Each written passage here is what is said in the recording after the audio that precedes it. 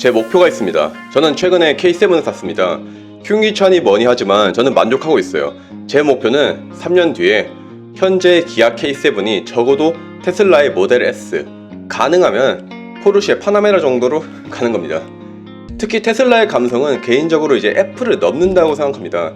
주차장에서든 아니면 뭐 지나가다가 테슬라 모델 3를 보면 정말 부드럽게 쓱 지나가는 게 정말 놀라울 정도입니다. 물론 멀리서 보면 그렇고 가까이서 이렇게 보면 엄청난 단차와 조립 품질에 다른 의미로 놀라게 되죠.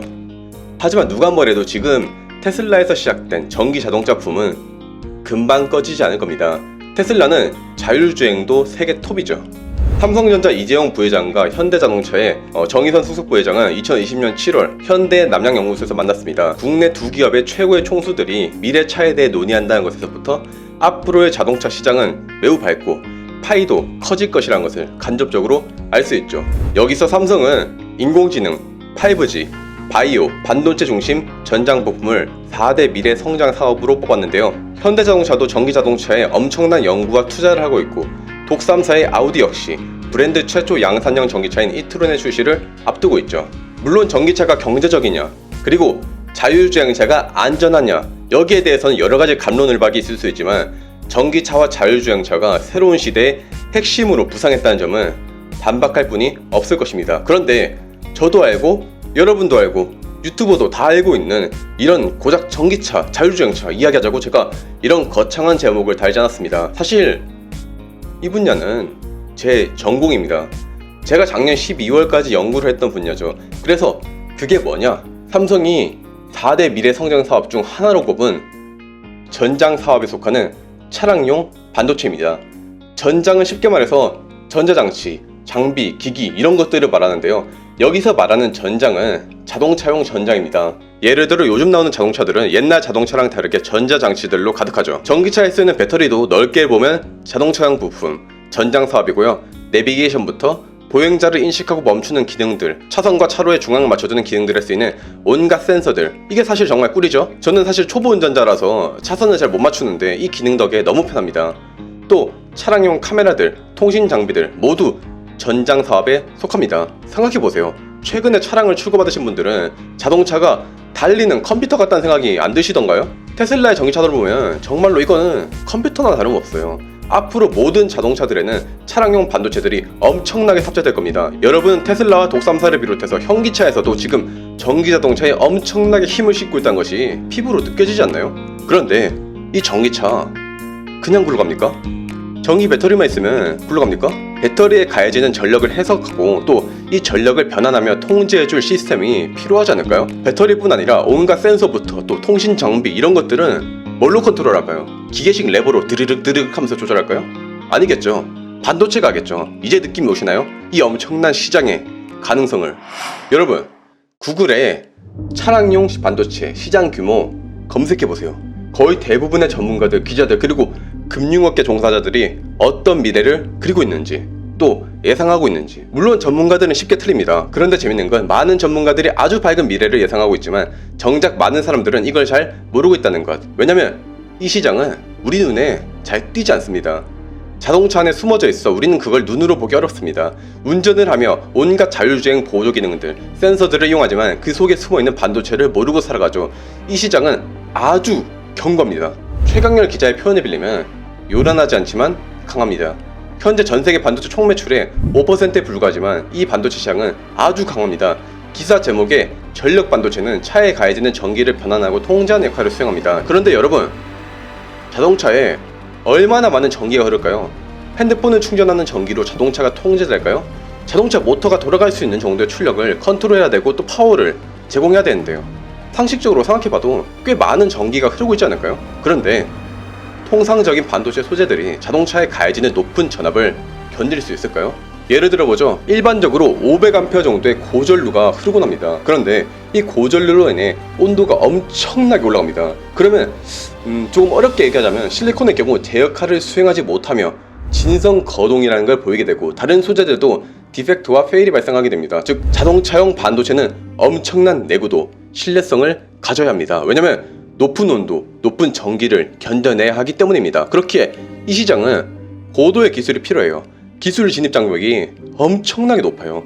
그래서 중국 같은 나라들은 참여하지 못하고 있고, 실제로 2017년 기준으로 야노경제연구소에서 발표한 전력 반도체 점유율 1위인 인피니온은 독일, 온세미컨덕터는 미국 기업, 3위인 미쯔비시는 일본 기업이죠. 더 넓게 봐서 자율주행차 반도체 시장의 규모에 대해서 발표했는데요. 인피니온이 1위, 네덜란드의 NXP가 2위입니다. 여기에 발표된 기업들의 이름을 한번 쭉 보세요. 독일 인피니온, 네덜란드 NXP, 일본 르네사스, 미국 텍사스 인스트루먼트, 스위스 ST 마이크로 일렉트로닉스. 여기에 소개된 모든 나라들이 기초과학 최강국들이고 매우 탄탄한 기반을 가진 나라들인 걸 알 수 있죠. 여기서 잠깐 학술적인 내용을 말해볼게요. 물론 이 부분은 그렇구나 하고 넘어가셔도 됩니다. 앞에서 반도체 핵심 재료인 실리콘을 고온과 고전압, 고전류 등으로 인해 사용할 수 없다고 했죠. 모든 반도체 재료에는 밴드 갭이라는 게 있는데요. 이 밴드 갭이 낮으면 높은 온도에서 제 성능을 발휘하기 어려워요. 실리콘의 밴드 갭은 1.1 일렉트론 볼트 정도인데, 이 정도는 자동차용 반도체, 정확히 말해서 전력 반도체로 사용되기에는 좀 낮아요. 왜냐면 통상적으로 175도에서 200도 정도의 온도까지 치고 올라가거든요. 이 온도는 섭씨입니다. 실리콘 카바이드라던가 갈륨 나이트라이드 기반의 반도체가 차세대 파워 디바이스로 주목받고 있습니다. 그러면 실리콘 카바이드와 갈륨 나이트라이드 중에서 뭐가 더 나을 것인가? 현재는 실리콘 카바이드가 비록 가격은 비싸지만 최적의 성능을 보이고 있습니다. 갈륨 나이트라이드는 특수용도로 사용되고 있고 아직 상용화되기에는 시간이 좀 더 필요하죠. 쉽게 말해서 당장 눈에 띄지 않지만 아주 조용하게, 그리고 강하게, 쉽게 침범받지 못하는 분야가 바로 차량용 반도체예요. 그리고 그 시장 규모와 전망은 매우 밝습니다. 생각해봅시다. 최근 환경오염에 대한 인식이 커지고 효율적으로 에너지를 사용해야 된다는 인식이 점점 더 퍼지고 있죠. 자동차가 환경오염의 주범이라는 건 모두가 아는 사실이고요. 그렇기에 자동차 연비와 그 전력 시스템의 변환에 사용되는 모듈들의 중요성은 점차 커지고 있어요. 그리고 차량용 반도체들은 앞에서 말했듯 높은 신뢰성을 가져야 합니다. 쉽게 말해서 높은 온도와 전류와 전압을 오랫동안 가해도 멀쩡해야 돼요. 상식적으로 핸드폰에 쓰이는 LP가 작살나봐야 새로 사면 그만인데, 자동차에 쓰이는 반도체에 폐일이 발생하게 되면 사람이 죽는 겁니다. 자율주행 키고 가다가 반도체가 나가버리면 어떻게 되겠습니까? 사람이 반도체 결함으로 죽어버리게 되면 이제 이 분야는 회사가 휘청거리게 되겠죠.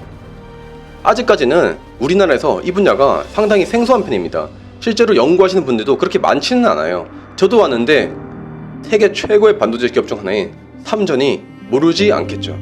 삼전 종견에서는 연구를 하고 있습니다. 거기는 사업 아이템으로서 당장은 가능성이 적더라도 미래를 위해서 준비하는 곳이니까요. 그런데 흥미롭게도 SK하이닉스 뉴스룸에서 발표한 2020년 반도체 품목별 매출 증감률을 봐도 알 수 있듯 차량용 반도체는 작년에도 또 올해도 쭉 증가하고 있어요. 조용하게. 실제로 SK하이닉스 역시 차량용 반도체가 급격히 성장할 것으로 예측하고 있죠. 몇 가지 더 말하죠. 시장 조사기관 HIS에 따르면 2022년 차량용 반도체 시장 규모는 500억 달러를 넘을 것으로 예상합니다. 하이닉스는 이미 2016년부터 본격적으로 자동차용 반도체에 대응하기 시작했고 각별히 더 신경 쓰고 있다고 말할 정도죠. 무엇보다 삼성 뉴스룸에서 발표한 바에 따르면 삼성의 2019년 4분기 매출액이 한화로 59조 원인데 차량용 반도체 시장 규모가 한화로 59조예요. 딱 삼성전자 한 분기 매출 정도의 규모를 가지고 있습니다. 엄청나게 큰 거죠. 삼성 자체가 글로벌 기업 톱 클래스니까요. 실제로 2019년에 발표된 한 기사에서 메모리 다음은 차량용 반도체라고 할 정도로 큰 성장세를 예상하고 있습니다. 더 전문적인 사람이 예견한 내용을 말씀드리죠.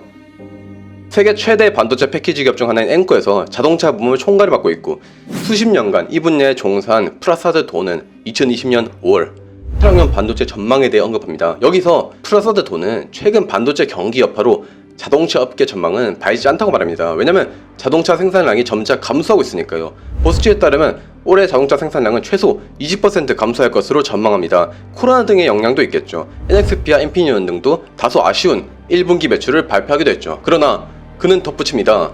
미국 경제에서 자동차 산업이 차지하는 비중은 크고 정부 차원에서 경기 부양책이 있을 것이며 올해 가을부터 2022년 초까지 경기 부양책은 지속될 것이라고요. 또한 차량용 반도체 시장의 성장은 견고할 것이라고. 그는 현재 도로를 달리는 대부분의 자동차들은 전기자동차, 자율주행차가 아니라고 합니다. 예를 들어서 UBS에서 발표한 이 그래프는 차량을 만들 때 사용되는 부품의 가격이 나와 있는데요. 보시다시피 일반적인 차량에 사용되는 반도체 부품의 가격은 414달러이고 여기에 전기 파워트레인을 달면 $600가 추가되며 레벨 2 수준의 운전자 보조 시스템을 달면 $648가 추가됩니다. 현대차에 따르면 자율주행 기술은 0단계부터 6단계까지 있습니다. 레벨 2는 특정 주행 모드에서 시스템이 스티어링 휠을 돌려주고 감속과 가속을 수행하는 정도입니다. 그런데 도로에 있는 대부분의 자동차들은 레벨 2 수준의 운전자 보조 시스템도 달려있지 않다고 합니다. 확실히 그래프에서도 볼 수 있듯 테슬라의 위험이 상당하죠. 테슬라 뒷광고가 아닙니다. 테슬라가 저 같은 유튜버한테 광고 문의 하겠습니까? 하지만 혹여나 진짜 만약에라도 오게 된다면 저는 거절하지 않겠습니다. 테슬라 모델 S는 제 목표 중 하나니까. 여하튼 이게 의미하는 바가 뭐냐면 아직 대부분의 자동차들은 제대로 된 반도체 부품을 안 달고 있으며 따라서 엄청난 성장을 기대할 수 있다는 겁니다. 앞으로 달고 나와야 경쟁이 될 테니까요. 보시는 것처럼 장기적인 관점에서 차량용 반도체 시장의 규모는 계속하여 성장하고 있습니다. 단기적으로 볼 땐 좋지 않아 보이는 시기도 있지만요. 그리고 지금 말씀드린 이 내용들은 여기서 수십 년을 일한 진짜 전문가 중에 전문가의 의견입니다. 그는 마지막에 덧붙이죠. 차량용 반도체 시장은 현재 대비 10년 후에 훨씬 더 커질 전망입니다. 차량용 반도체 시장의 미래는 매우 밝을 것으로 예측됩니다. 말이 길었습니다. 네 전공이니까 장밋빛 미래만 말한 거 아니냐 이렇게 말씀하실 수 있는데 사실 저는 이거 손뗀 지 8개월이 넘었어요. 앞으로 연구도 사실 다른 걸 할 거라서 최대한 객관적으로 말했습니다. 그 부분은 알아주시고 주식에 대해서 잠깐 말씀드리고 싶습니다. 최근에 제 영상을 주식하는 분들이 정말 많이 보시는 거 보고 꽤 놀랐습니다. 그런데 말씀드리고 싶은 건 저는 기술적으로 말할 뿐입니다. 주식시장이 기술 그래프와 같이 이렇게 똑같이 움직인다면 연구원들이 세계 최고의 주식 마스터가 됐을 겁니다. 그런데 잘 나가는 정출연의 수석 이상 박사님들이나 대학 교수님들 차를 보면 G80급을 많이 몰고 다니죠. G80은 사실 진짜 엄청나게 고급 세단이지만 진짜 주식 매니아라서 돈을 엄청 잘 벌었다면 G80은 원장님 눈치 보여서 총장님 눈치 보여서 몰고 다니는 차고 포르쉐 카이엔이나 파나메라를 평소 몰고 다니거나 아니면 심심할 때는 람보르기니 우르스를 세 번째 차로 몰고 다녔을 겁니다. 또한 교수님들은 폴로 같은 중저가형 브랜드를 자주 입으시지만 루이비통이라던가 에르메스라던가 그런 수백만원짜리 브랜드를 잘 입지 않으시는 것은 그분들이 기술적인 지식은 최고지만 투자는 그렇지 않다는 걸 보여주죠. 그러니까 어디 회사에 투자해야 되는지 혹은 이 기술의 경제 가치는 어떤지를 기술자들에게 물어보는 건 어불성설입니다. 사담이지만 제가 작년에 해외 학회를 갈 때 제가 연구한 이 분야의 시장 전망에 대해서 PPT 인트로에 넣은 적이 있는데 그걸 본 연구원님이 야 네가 기업 임원이야? 연구원이 뭘 한다고 시장 전망을 넣어? 하고 빼라고 하셨던 게 기억이 납니다. 제가 말하는 건 기술적 관점에서 아주 탄탄하고 또 꿀이라는 얘기예요. 물론 경제적으로도 안정적이긴 하겠지만 주식 종목을 물어보시거나 아니면 어디 투자해야 되냐고 메일을 보내시거나 글을 달아주셔도 저는 답을 드리기 어렵다는 거죠. 공학 전공자니까. 수십 년 연구하고 노벨상까지 받은 과학자보다 수십 년 월스트리트에서 일했던 펀드 매니저가 오히려 기술 분야에서 훨씬 더 높은 수익을 올릴 겁니다. 약 300년 전 역사적인 물리학자이자 수학자, 천문학자인 아이작 뉴턴은 주식에 투자했다가 현재의 가치로 약 20억 원을 날린 뒤 말합니다. 나는 천체의 궤도는 계산할 수 있지만 인간의 광기는 도저히 계산할 수가 없다.